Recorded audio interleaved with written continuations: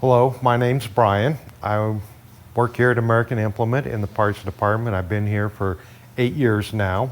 And today we're going to go over some helpful tips to help us, the parts guys, make your life easier and get you in and out of here quicker and back to work out in the field. Today we're going to go over chain, the different how to identify the chain size and how to count the links the same as we do, so that you can call us and say, hey, I need a 60 heavy chain that is 84 links.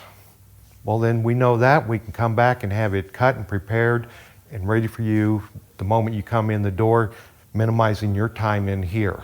So without any further ado, get to it. Okay, grab my gloves here. Now each chain is numbered so we know the size.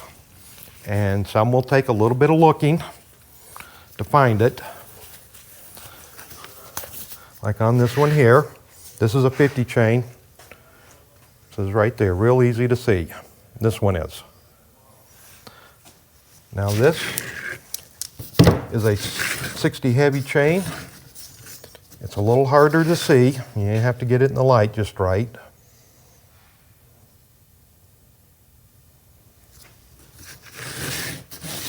And then once we know the chain size, the number of links, how to count,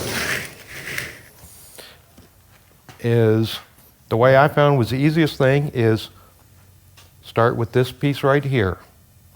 This is your bottom plate, bottom roller, and that is 1. If you count this top plate, that makes 2. And then the easiest thing after that is count every top plate by 2.